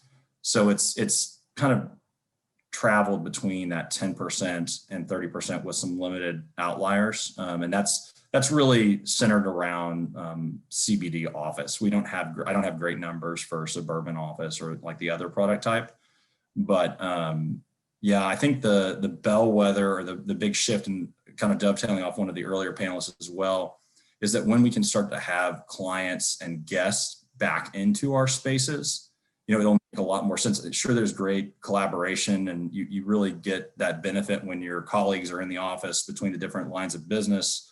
But the other huge factor that I think is kind of stifling some of that return is going to be the feasibility of having guest clients up into the space, leveraging all the technology and the presentation capabilities that we have in our office space. When do you think that we're going to see 75% actual physical occupancy in our offices again? Yeah, and I think that's a good figure. I mean, if this is just complete speculation, but with the trending towards flexible officing, I think that's going to be much more common. People are going to be much more receptive to using Zoom and other technology now. So it'll probably, I would say, it's all contingent upon what the statistics are around the surge or spikes and kind of what are the local ordinances. And, I think you're going to see very aggressive players that will say, they're going to tout, hey, we got back to work. We were all back up here, as soon as we could. And then you're going to see folks for us, and for instance, on the tech side, we've seen extremely cautious, big tech groups are saying, hey, we're not coming back until July or August of 21, and they're allowing their employees to office from anywhere, barring that they'll have to adjust the cost of living. So, I think that it's going to be it's going to be all over the board, but based off of what the big tech providers have said and kind of what, some of the, I guess, virologists or pandemic prognosticators have said, maybe Q3, beginning of Q4. Wow, boy. Now, I was prognosticating this being a 90-day problem a year ago, so I'm way off base. Well, let's go talk to Scott. Scott, you're bringing jobs and companies to Texas. That's very, very exciting. We'd love to hear about it. Tell us a little bit about Tex America, because we don't know anything about it. Sure, Reed. Well, first, thank you for allowing me to be here today. And Texas America Center is a local redevelopment authority in Northeast Texas. We're about 2 hours east of the DFW market, and we have 12,000 acres of former military property. And so we acquired this property, most of it in 2010. We spent the last 10 years preparing the property for businesses to locate on the property. Being that it was former military property, there was a permit put over the property that restricted what we could do with it by TCEQ. Back in 2015, we were able to get about 2,000 acres off that permit that allowed us to get some industry on the footprint to create some jobs for the area. Right now, we are sitting at about 700 or 800 jobs we've created on our footprint for our market. Hopefully, if all goes well, next week, we will be able to remove another 6,500 acres from that permit and really open up our industrial park in the way that we envisioned it 10 years ago when we acquired this property. And so in anticipation of that, we broke ground this past fall on a 150,000 square foot spec building for industrial use. It's 32-foot clearance, 31 dock doors, multi-tenant type facility. We have started a third-party logistics project on our footprint for our current tenants, but also for future tenants that can be utilized. We have several companies we're talking to right now about utilizing it. One, for example, will move here later this year, but they want to start getting product on the footprint. So instead of them hiring employees now to start the process, we're actually going to provide that service for them and start bringing product on the footprint to start that process for them. We've upgraded the utilities on the footprint. The utilities the Army needed on the footprint is different than the utilities you need for a full-fledged industrial park. So we've upgraded the utilities on the footprint. We built a new sewer plant about 6 years ago. The regional water district is actually in the process now of building a new regional water plant on the footprint that will give us up to 90 million gallons of raw water a day to provide raw water for future tenants on the footprint. We've increased the incentives on the footprint. We're a foreign trade zone, hub zone. We're new market credit, tax credit eligible, opportunity zone. We're a Texas enterprise zone. We've worked with our taxing entities as far as abatements and put all those in place. 313 agreements with the school districts. So we've worked really hard to prepare our property to bring businesses to the footprint. And despite the restrictions we faced, we already have 28 businesses on the footprint, and we're looking to get more in the future. And with all the work that we've done, in 2020, Business Facilities ranked our industrial park as the 8th best industrial park in the country. That sounds very exciting. What was the name of the military facility that you've converted? So Lone Star Army Ammunition Plant was closed in 2005, and we acquired almost 9,000 acres of their property. And Red River Army Depot is still active here in the community. It was just realigned and downsized a little bit. And we've acquired about 3,500 acres of their property over the years. And so Red River Army Depot is still active. They're still here. We actually assist some of their contractors in finding property and doing things. And we work really closely with the depot as we improve our infrastructure for our tenants. We're also improving the infrastructure for Red River Army Depot to help them improve their capabilities to support the warfighter in the future going forward. It's a great story. I think we all realize with new technology that the footprint of the military across the United States is going to decrease, the physical footprint. I was actually involved with counselors of real estate panel on Naval Air Station Oceana this year, looking at the efficient use of their excess real estate. Sure. And there's a lot of excess real estate affiliated with the military. There is. I have a question for you, Scott. Did you enjoy working with the government in this process? That's a heavy question there, Reed. There's a lot of bureaucracy with the federal government and particularly with the military. They do a great job protecting us, but I can tell you that they're not strong on real estate. As I said earlier, it took us 10 years to get here. That wasn't the timeline we had. It was a timeline the Department of Defense had in getting that done. And so we'd have loved to have had this done in 2 years rather than 10 years. But we're here today. We're glad to be here today. And we're anxious now to be able to utilize this property to grow businesses and to create more opportunities for our community. I commend what you're doing. What is most attractive to these businesses that you're trying to bring to Texas? What are you telling them? What are your top 2 or 3 selling points? Well, the biggest thing, Reed, is, as you talked about earlier, is the business climate in Texas. Just the pro-business climate is so attractive to any industrial type business. They look at, different other states, how they're addressing business. And we just have a flood of businesses looking to come to our property from the coasts, if you will. We've have lots of businesses we've talked to from California, Oregon, North Carolina, Florida. And so it's the business climate here, the labor rates that we have, being that we're more rural and kind of outside of the major metro areas. Our labor rates are very competitive to what these folks are looking for. Our land costs are very competitive compared to the major metro markets.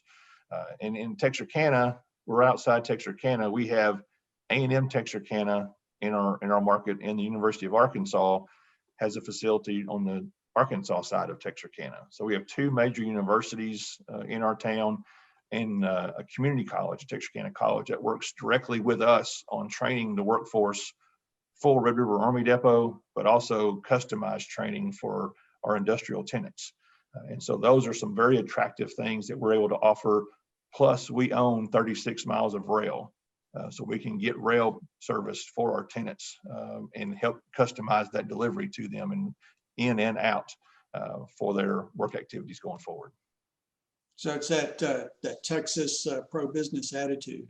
It helps a lot. But tell us a little bit about the types of companies that you're focused on and or that you've already brought to Texas. Sure. We've got 2 companies right now we're talking to that are in the recycling business that are really heavy. One is going to utilize the port system, but want to be away from the coast. And so we're working with them right now, finalizing our deal with them to get them here, and another recycling company as well to get here that's coming from one of the coast states. The types of businesses we have here, we have a biodiesel plant here on the footprint that services really Dallas and Little Rock, but they wanted to be in the middle between those 2 major markets. And we also have rail tenants that utilize the rail. We do a lot of rail storage on the footprint for rail car storage as well. And then we support the efforts of Red River Army Depot with their contractors. So we have that in place. And we're also heavy in data centers, looking at data centers. We've had a lot of conversations with businesses that are in the data center industry that are looking to locate more outside the major market area. And that's been kind of a surprise to us, quite frankly, but it's been an interesting ploy to us that we actually are a really good fit because of our IT connectivities that we have in this region. We can actually meet that need for those data centers. So we've actually had recent conversations with 2 different data centers looking to locate on our footprint to set up shop. So we've been, there's a lot of company with 12,000 acres of property that's developable. We have a lot of opportunities to say yes to different types of industries, and with the customized training we can provide to industry as they locate to the area, it's easy to say yes, and there's not a whole lot that we have to say no to. Excellent. That's very interesting. It's I think that Texas attitude is important. I mean, to me, when Elon Musk says, "I'm getting out of California, I'm coming to Texas," I think that's big. It is. Let's talk a little bit about the different product types and what we see happening in 2021. Corey, why don't you start us out? Tell us what you see is, who who are going to be successful, what's going to be challenged, what's hot, what's not? Well, thank you. I think from my perspective, I think the number one choice there is going to be industrial. Obviously, the big box, you know, in and around ports and airports, things like that. But I think that, you know, even the smaller types of maybe office, industrial, even flex could, you know, be a pretty good investment depending on, you know, how you buy the land and its location and things like that. But you know, it could be where people want to own their own offices or have, you know, smaller sets or have their own key to get in an office, whatever the case is. So seeing a little bit uptick on that from our perspective, but I'd say that would be, you know, the best place to put your money. I'd say another thing would be don't be chasing things at this point in time, but if the opportunity arises in one of those areas, then certainly it'd be good. So from the retail side of things, I think follow the growth, you know, out, you know, as far as west as, you know, Fulshire and Katy, up north, you know, even, you know, Woodlands Conroe area, but even out east toward Baytown, which we're doing a deal out there right now. And it's a pretty hot market. So that's what I'd be focused on. What areas do you think are going to be challenged? I think the areas that are going to be challenged, I guess, would be because you've got to do some changes. Obviously, we've had this massive pandemic, and I think that, you know, we've you know, if you have older product, you probably got to make some changes. So, for instance, you know, of course, if you have, you know, restaurants or other cases, you're probably going to have to add in some more patio spaces or get a little bit more creative from that standpoint. I think, you know. I would say from the office side of things, obviously from the previous panelists, that's going to cause some issues too. So I think that we're all having to adapt to, you know, some of these properties that we own and how to change from those areas. That'd be my suggestions. You know, I've heard people tell me that if you're a restaurant, you will have a drive-through, and that's going to be mandatory. Maybe it won't be a full-on drive-through, but you're going to be planning for a future shutdown, because if you don't have drive-through now, you're probably, well, you maybe you're out of business, but you're certainly limited. It's absolutely true. I mean, certainly using, you know, DoorDash and Grubhub and, you know, Uber Eats or whatever you use. I mean, you've got to have, you know, several spaces up front or dedicated spaces for those, you know, users to put in their orders. I mean, even from the full service side of things, is there at least 1 or 2 spaces for people to go pick up food? So yeah, that's a huge trend going forward. So everyone wants the end cap. That's always been the way. And then the next thing I understand is that you've got to have outdoor dining space. Yes, you've got to have well, I mean, if you want to get through and make it through a pandemic or any of these ordinance or shutdowns, that's really the only way that they've really allowed it. Obviously, you've seen what's happened in New York when you don't have any outdoor space, and of course the restrictions have been a lot worse. But you know, having to move to the sidewalks or parking lots or whatever the case is. And I think here in Houston, you know, obviously we've adapted well. We have a little bit more breathing room from that standpoint, but absolutely, you're going to have to figure out how to combine really the indoor to the outdoor, and maybe even, you know, lower the footprint of the indoor to have a little bit more outdoor. So some of those changes are going to be forthcoming, and any new product, for sure, you're definitely going to see that along with the parking spaces. So Stuart, you know, you see all the different food groups. What's going to be challenged in 2021, and what's going to be really booming in 2021? Yeah, unfortunately, I really think it's going to be some in the short term more of the same. You know, so you'll still see retail, you know, bearing the brunt of the difficulties. Office, you know, it's I think the longer this drags out, the more problematic it can potentially become. The stronger the asset class, the stronger the tenancy in the building, the more resilient it will be. But, I think that the CBDs, the really strong trophy assets will probably weather it better. And then, suburban will trail kind of in all categories. But industrial will be, I think, rock solid. And, some of the other panels have touched upon data center space, cold storage is going to potentially be huge. There's a statistic, I think it's something like for every 1.25 billion in online orderings, you need a billion in cold storage space, or there's something, as the way we shop for groceries, it trends towards that online ordering model as opposed to an actual supermarket. You'll see that shift. So I think there's going to be definite massive opportunities. One of the chat participants asked about life sciences. I think that's going to be huge also. And that's going to really impact, I think, all of Texas. On the data center points that Scott was making, I think it's unique that Texas has an independent grid, right? So we're able to, we've got some protection there. And then as far as disasters are concerned, aside from the coast, Central Texas, a lot of Texas is less subject to some of those major environmental disaster emergencies. So that's another big data center consideration that I think is, in Texas's corner. So there's a lot of really strong positives that I think will, as technology continues to grow and emerge, and, with the relocation wave, I think that will only speed up. One of the attendees had a question about the passage of Prop A in Austin, which is, over $1 billion commitment for public transportation, and my thoughts around that. And I think,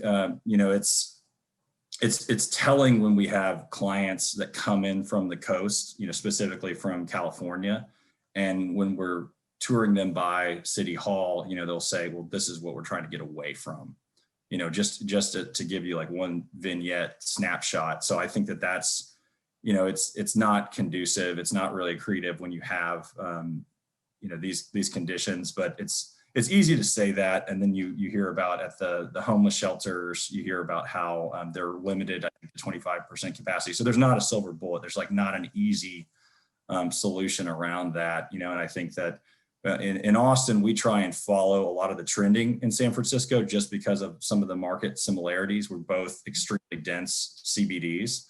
And so, everything from demographic shifts to the local ordinances and mandates. So it's telling when you see that. But I think that, again, that relocation wave is just so strong that we're just going to continue to see that. It's not going to abate in 21. We're going to see similar trending from the East Coast as well. So I think it's a net, it's a tremendous net positive for Texas. But yeah, industrial, it should continue to perform really strongly. El Paso occupancy, I mean, it's so tight. It's, there's very little spec development. So I see that as a really strong strategy still going into 21. I'm trying to cover some of the panelists or the attendee questions as well, but is that? So Stuart, you're talking about this wave of relocation. I mean, are you feeling a wave from the coast coming to Austin? Is that how it viscerally feels? Is it really that significant? That's what we hear about in Houston. Do you really feel that way? Are there Californians all over the place? Yeah, it's transforming the landscape. I was born in Austin, grew up here, and got back here in really 2007 for about 5 years. So each time I move away and then I come back, it's radically changing the city in a lot of positive ways. But then you're inheriting a lot of the challenges that larger cities always inherit. And the other big challenge with Austin is that we've had a kind of delayed mindset around the infrastructure. We haven't developed, we've got some geographic challenges and barriers that you won't see in Houston, where you can just have this infinite sprawl. So for, a Houston Dallas, Fort Worth, San Antonio, you've got these concentric circles that really lend themselves to getting, across a large distance very quickly. Whereas Austin, you've got the river, you've got a lot of limitations there that are compounded by 20 years of kind of delaying. And now when we try and roll things out, it doesn't always go to plan. So there's a lot of healthy skepticism around that. But I think, even with those hindrances, even when Austin has, I think, we've given certain tech providers, we've hamstrung them, whether it's the home away, those type operations, or the ride share operations, they've all endured hardship due to local policy, even though we're, this great tech hub and Silicon Hills. So it's kind of in spite of itself, Austin continues to radically shift, and just we get announcements, every week about more trending. I think Neuralink just announced that they're going to be relocating the headquarters there, Oracle, Tesla, the list just goes on. And so it's definitely, you can definitely feel it and see it with the cranes and, the transformation of different parts of the city. So I don't think this is an Austin discussion. I think this is a Texas discussion. I think that the first wave may be going to Austin, but then I think that you're going to have like the pebble in the pond. I mean, then next thing you know, San Antonio, and then it's going to be Houston and Dallas. It could be Waco. I think that there is something coming, which is that we're going to see a lot of new Texans. And so Scott, you're pushing that. Are you feeling that when you talk to these companies? Are they saying, I want to get to Texas?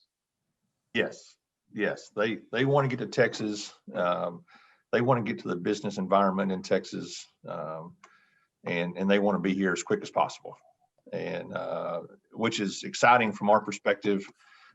And being that we are able to control our 12,000 acres, we're able to get the infrastructure in place because we either control the infrastructure, or we have enough relationships with the utility providers to get the infrastructure in place in advance of the companies coming. We own the roads on our footprint, so we're able to make improvements to the roads, get the sidewalks in place, do all the things that we need to do to make it as conducive in an environment as possible. And even in our industrial park, we haven't implemented this yet, but we have a conceptual plan of almost like a downtown center where you have flex office space, but also restaurants and those kind of things where the people who are working on our footprint can go eat. And we did this about a year ago, but you talked earlier about the drive-throughs. And so we've kind of modified that to make room for drive-throughs in these restaurant areas, because you are going to have that availability in these types of facilities. And I mean, even here in Texarkana, the Applebee's that's been here for years, they're actually building a drive-through in an Applebee's just so people can get in and get food and get out, and not actually have to physically go into the store. So, but yes, we're feeling the California influx, if you will, even in our rural part of the state. Well, I think that's what's going to be coming. I think that we're seeing different states move in different directions, and I think if Texas holds true to its core beliefs and welcomes business and doesn't get too aggressive in terms of governmental regulation, that we're going to be the beneficiary of a lot of movement. Corey, what do you think? You're in the Houston area with me. What do you think we can do in Houston to encourage more of that in-migration? Well, I think it's already coming. I think, obviously we've got a vast amount of, land to keep going. I mean, even out east, toward Baytown and Mont Bellevue and up toward the north. But I think that Houston obviously is a force here, and I think that it's only going to encourage other people to come here. I don't know necessarily everything that we got. I guess we already have everything in place to make that transition. We're very pro-business here. Now, I would probably tend to say that the CBD is a little less so, but, you know, considering, you know, Katy and Waller and those areas, which have driven, you know, have been extremely pro-business and very active in getting those companies here. I think that's, you know, the things that need to happen. So, you know, one thing we have that everyone has mentioned is we have a lot of wide open space. I mean, we're a big state. Obviously, our economy, as Mark Dodson mentioned, you know, we're like bigger than 31 other states just with the local, you know, the economy that we have here. We have a lot of space. So, how do you guys feel about the urban versus suburban trend? You know, urban has been a very sexy thing for the last 10, 20 years. And we're hearing, you know, the millennial wants to live downtown. I'm also hearing that trend is starting to shift.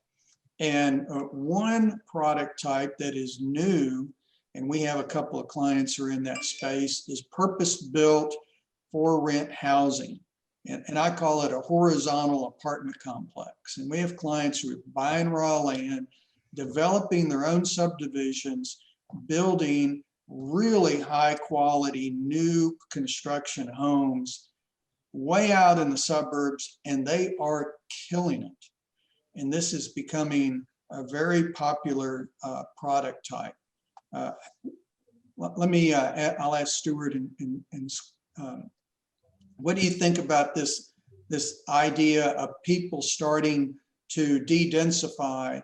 You know, the COVID, you know, everybody wants to have a little space. They want to be outside. Maybe they trade in the high-rise condo in downtown Austin or the 3 or 4 story townhouse, and they move out where there's just a little bit of space.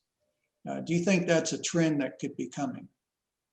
I think it's a trend that's already here with the decision makers and certain categories of employees. But I think, you know, the broader theme is that, you know, this will settle down. A lot of the sensational, you know, hey, this is a revolution, space usage is no longer going to be the same. A lot of this historic kind of demographic trends are never going to be seen again. I don't buy it. I really think that the millennials, you know, people that are not settled down, you know, that don't have a family unit are going to want to be in the, you know, the downtowns, the Gallerias, the midtowns of Houston. You know, for Austin, it's going to be closer to that CBD or maybe the Domain. And then you're going to see more flexibility and a departure where those decision makers, you know, historically, I think that's been a huge driver on where tenants will relocate to. You know, where do they want to be in the energy corridor? Okay, now they want to be up in the Woodlands.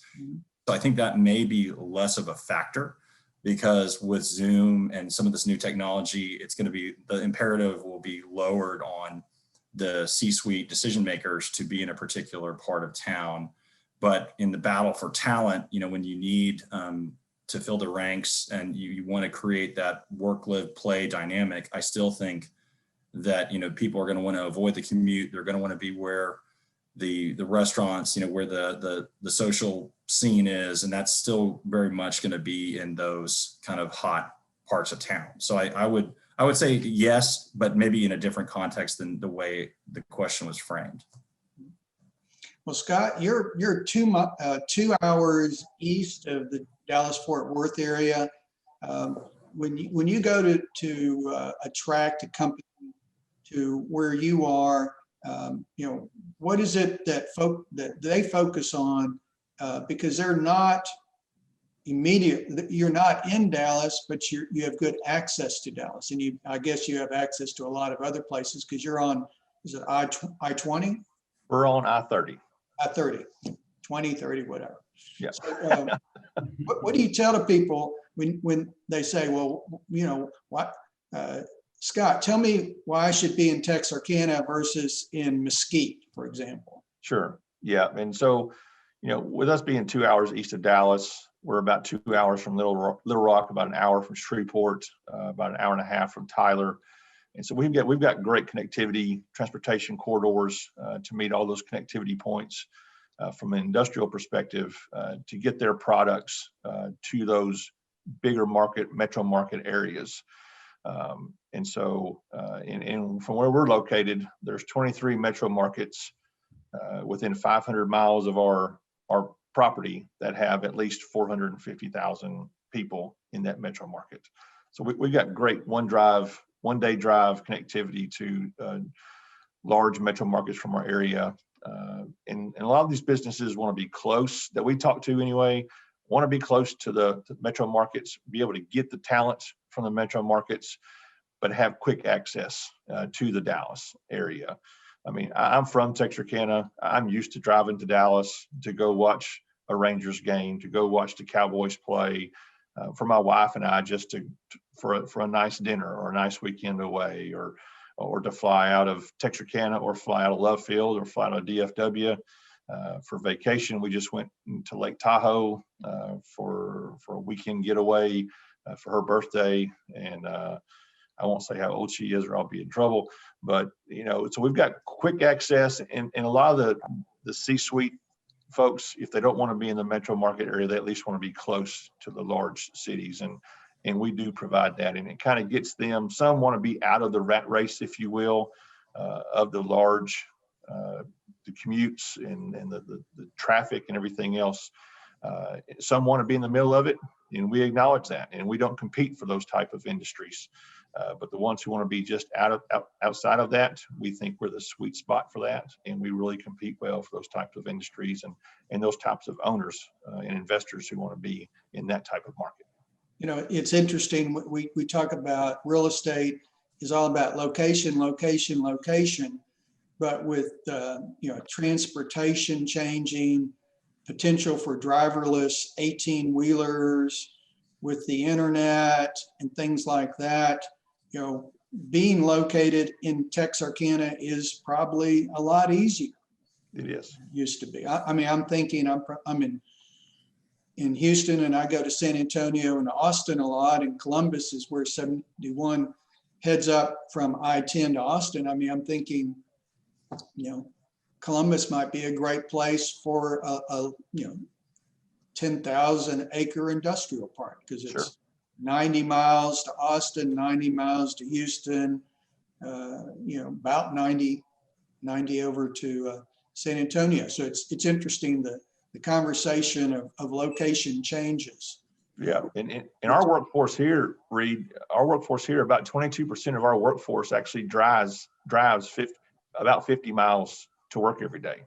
So people here are used to driving to work and back from whether it's our industrial complex or Red River Army Depot. So whether it's the commute of sitting in traffic and trying to get to work, or driving back and forth, people in this area aren't opposed to driving a distance to get to work for a good paying job.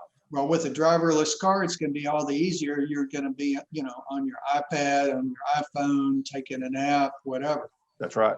So let's move on and talk a little bit before the end of the panel about strategies to be successful in 2021.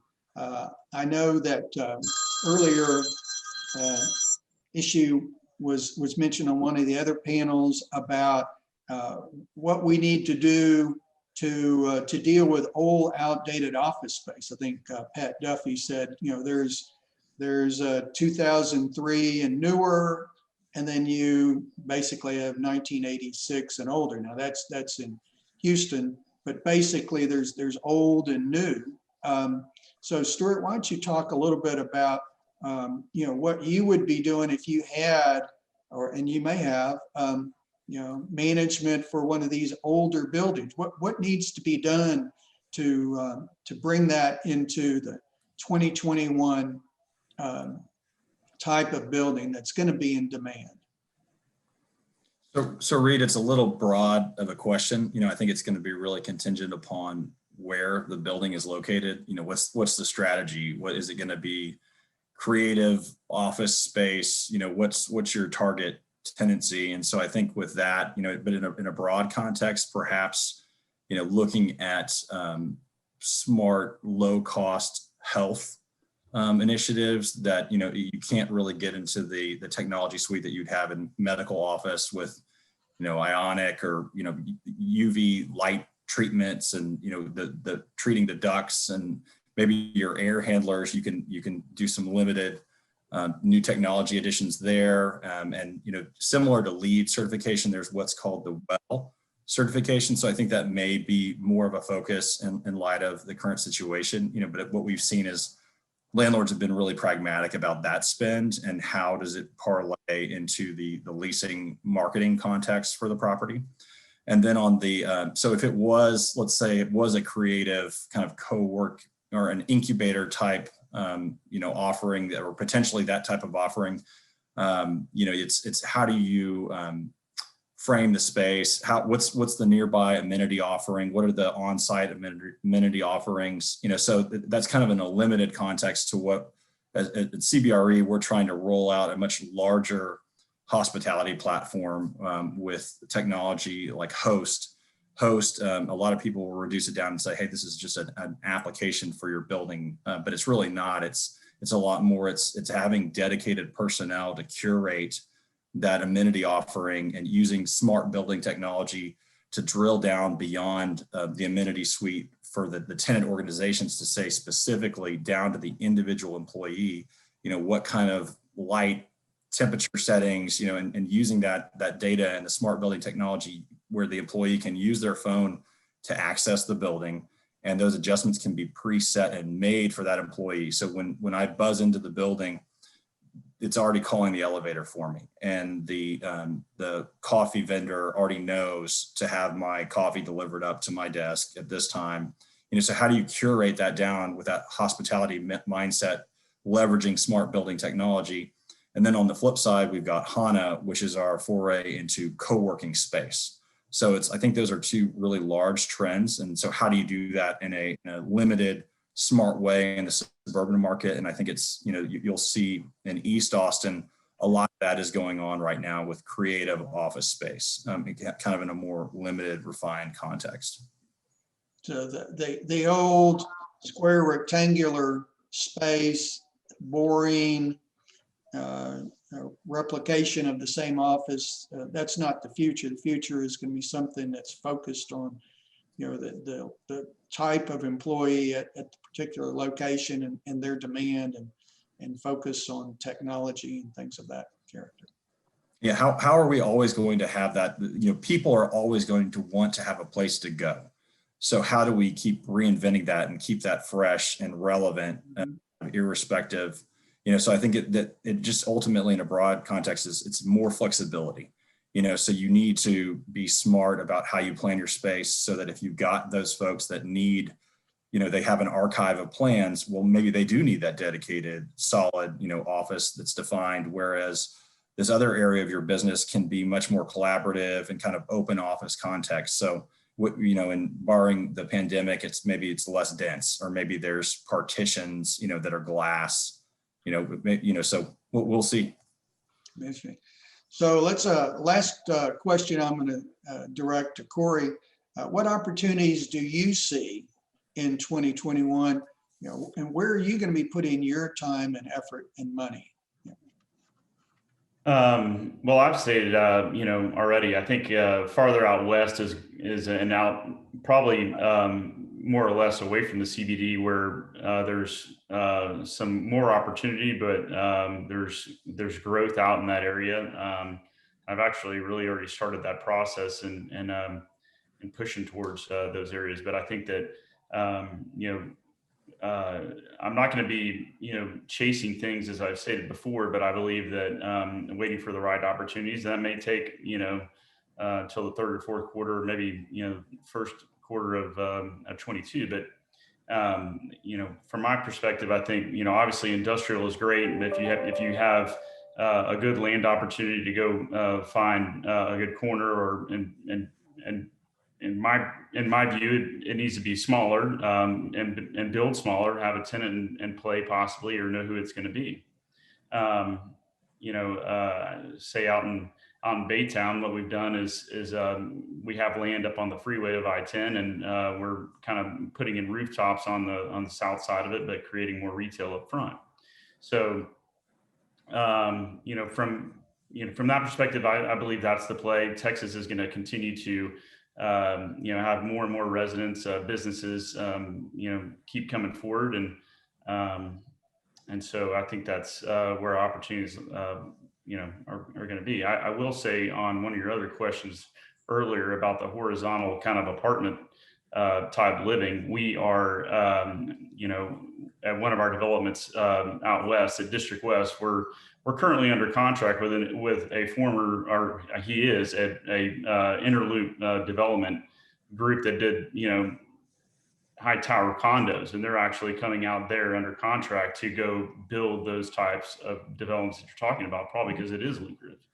So, and we look forward to that. It's going to be certainly a great addition to, to our development District West, and as opportunities arise toward the third and fourth quarter, hopefully, we get some better play out there as well. So we're looking forward to it. Well, thank you, panel. Thank you, Corey. Thank you, Stuart. Thank you, Scott.